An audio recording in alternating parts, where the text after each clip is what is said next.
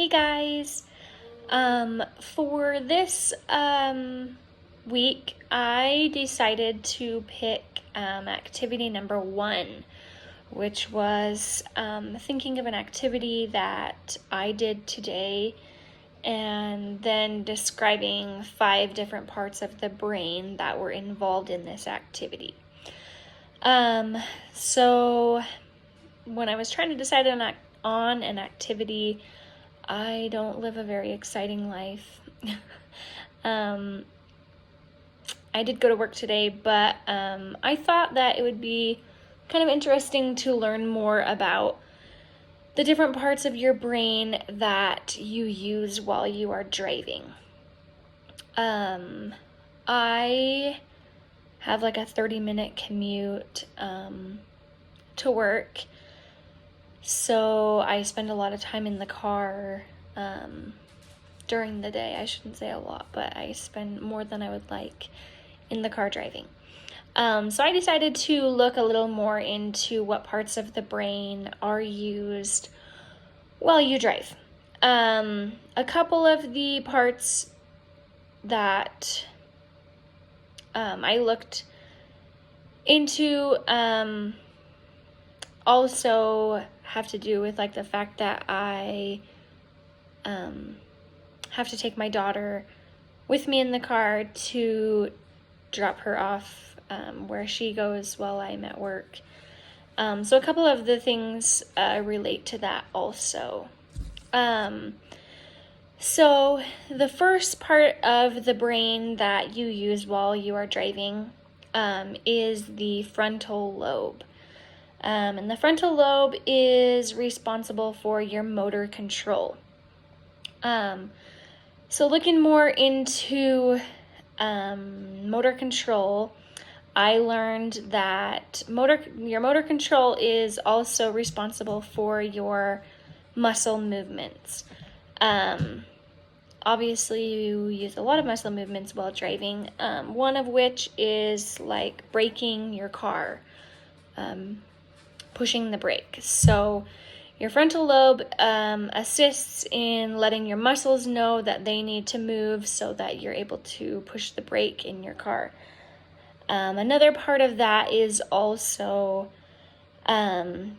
your frontal lobe letting your muscles in your hands and your arms know that they need to move the wheel. So yeah, those are a couple of things that you use while driving that use your frontal lobe. Another part of the brain that is used while you are driving is your occipital lobe. And your occipital lobe is responsible for your visual processing. So that can be, obviously visual things. So seeing, also just, being able to pay attention to your surroundings. For example, today while I was driving, there was a police officer with their lights on. So just being able to see that and pull over to the side of the road is part of using your occipital lobe for visual processing. Also just being able to pay attention to your surroundings, like the person in front of you started braking, so you see their brake lights and then you brake. And also just paying attention to the people driving around you. So all of those things use your occipital lobe for visual processing.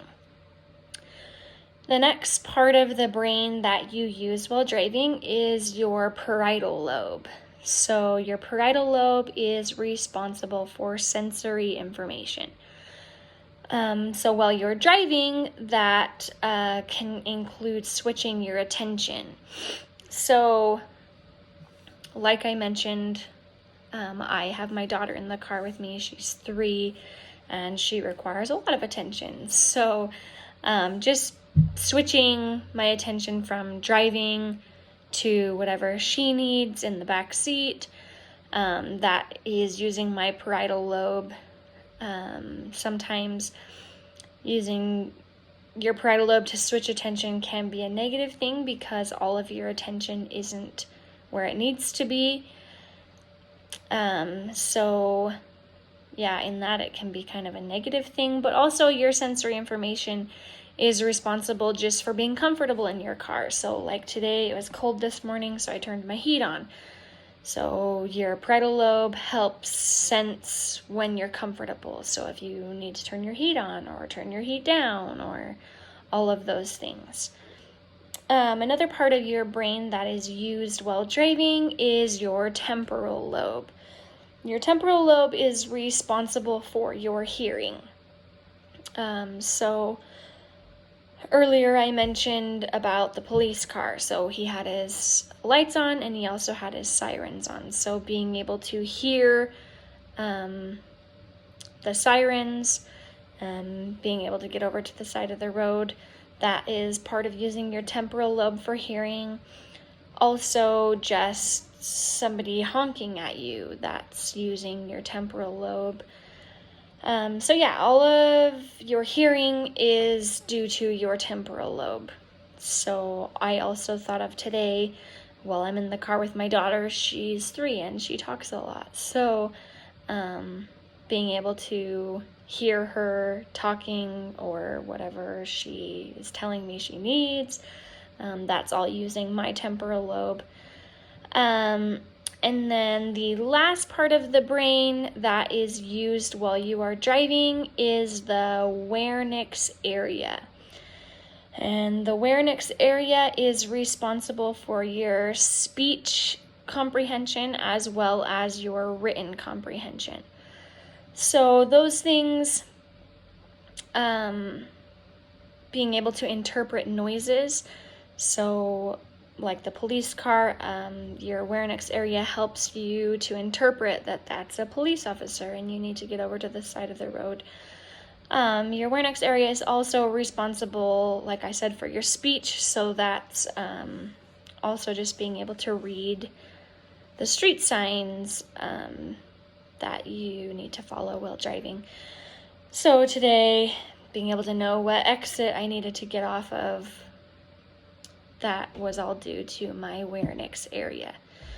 I really thought these were interesting things to learn because you think of driving as such a simple task. You do it every day, I do it every day, and you don't expect so many parts of your brain to be involved in a task that's so simple.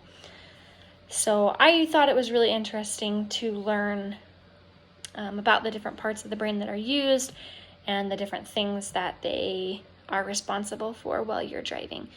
So I hope that you found some interesting information that you didn't know.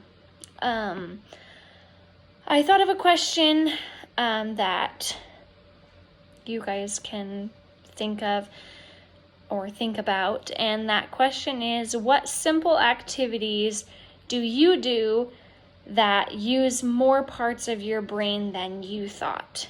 So like I mentioned, driving is a super simple activity, and it surprised me that so many parts of your brain were used in just this one simple task. So what activities do you do in your day that use parts of your brain or use more parts of your brain than you thought? So yeah, thanks for watching.